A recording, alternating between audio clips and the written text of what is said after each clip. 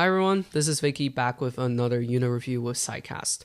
Today we'll be going over Unit 9, which is Social Psychology. So without further ado, let's get started. First, let's define what social psychology is. Social psychology is the study of people's interactions with each other. So there you go. Now let's go into some key concepts. First is culture. Culture is known as the common set of beliefs, behaviors, values between groups of people. Additionally, you have role, which is a set of expectations about social positions. For example, a role of a father could be viewed as someone who should protect his family. Next, we have norm, which is behaviors that are viewed as acceptable. Moving on to social behaviors of groups. So we have two groups, in-group and out-group. In-group is the group of people who we share a common identity with.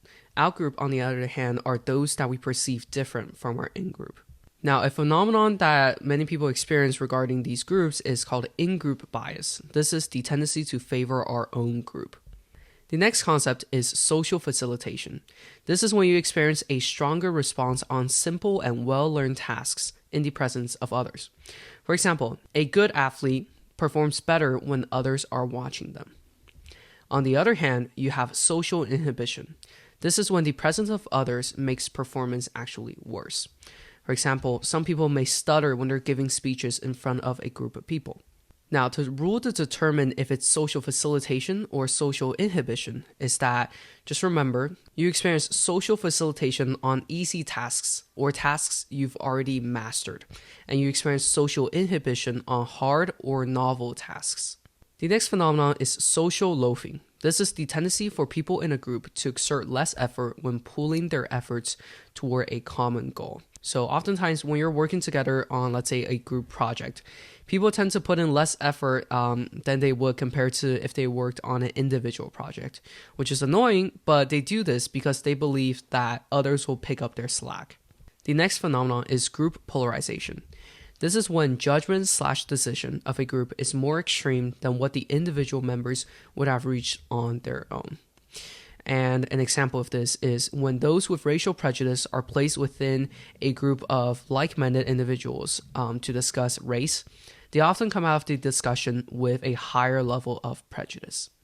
The next concept is groupthink. This occurs when desire for harmony in a group overrides realistic appraisals of alternatives. An example would be a leader of a group tells members that they can only have female members on the team, and the current members accept this decision without any question in order to maintain the harmony.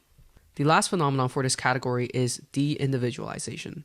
This is when you experience a loss of self-awareness that occur in a group situation that fosters arousal and anonymity. For example, fans of a football team may become wild when they are cheering together for their team. The next category is attribution. Attribution is defined as the way people assign responsibility for certain outcomes. Now, there's two main categories. You have dispositional attribution, which is when you assume cause of an outcome is internal. For example, you believe that I failed a certain test because I didn't study. On the other hand, situational attribution is when you assume cause of outcome is external. So, applying that same phenomenon, you may think that I failed this test because the test was super hard. Some other theories related to attribution is the fundamental attribution error. This is the tendency for people to overestimate internal factors and underestimate external factors, meaning you judge more on the person themselves than the situation they're in. An example would be your friend is late to the movies, so you're more likely to blame them for their laziness, which is an internal factor, rather than the traffic jam that they're in. The next phenomenon is self-serving bias, which is when you see cause of action as internal when outcomes are good. And when the outcomes are bad, you see the cause of action as external. So an example would be when a teacher sees many students fail the class, they often blame the students for not studying hard enough. And when many students pass, they often give credits to themselves for being a great teacher. The next phenomenon is self-fulfilling prophecy. This phenomenon occurs when people are perceived a certain way and they often end up fitting that specific image. For instance, student A says that student B is going to fail and student B is likely to do just that. So that's attribution. The next category we'll go into is conformity, which is the tendency to agree with a group of people. Now, a key experiment is Solomon Ash's experiment. In a nutshell, the experiment included a participant who is in a room with other participants who are actually part of the research team. So, the group of participants are shown a picture with a few lines of varying lengths. The researcher then asks each individual participant which line is the longest.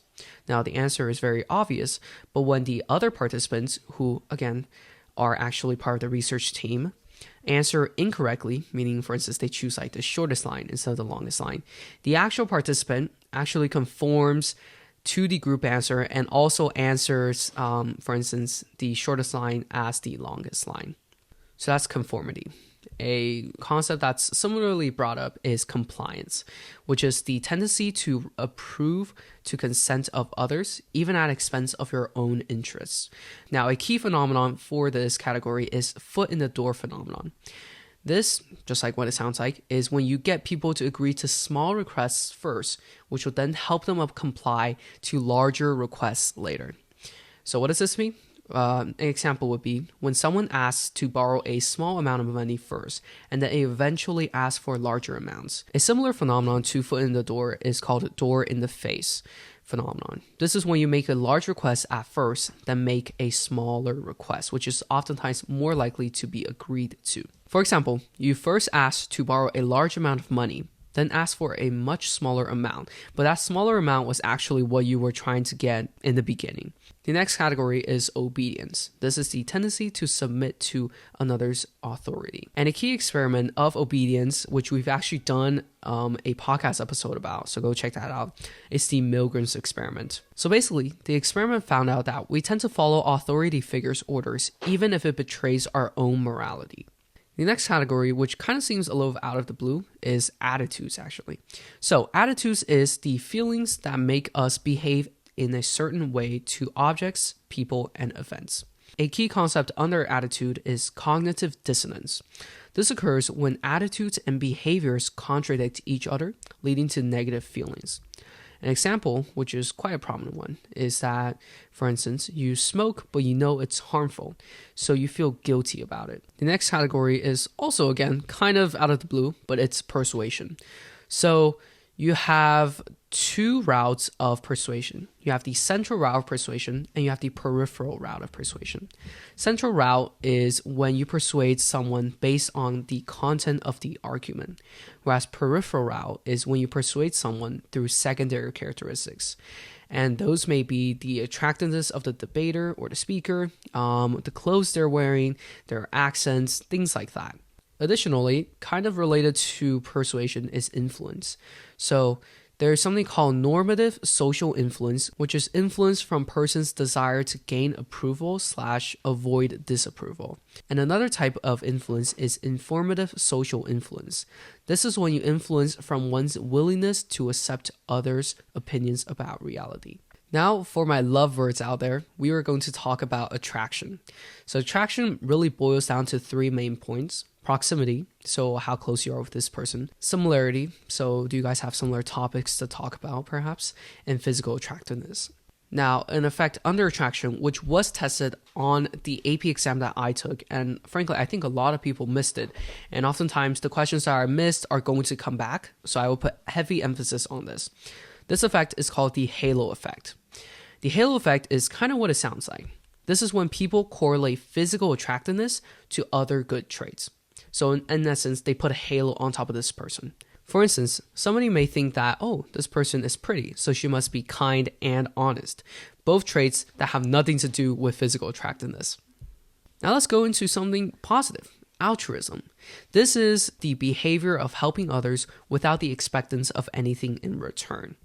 And now, although this effect is kind of on the opposite end of altruism, it is also worth mentioning because it was also tested on the AP exam. This is the bystander effect, which for those of you who know, is kind of negative in comparison to altruism. The bystander effect is basically saying that when there are other people present in a situation, you are less likely to offer your help.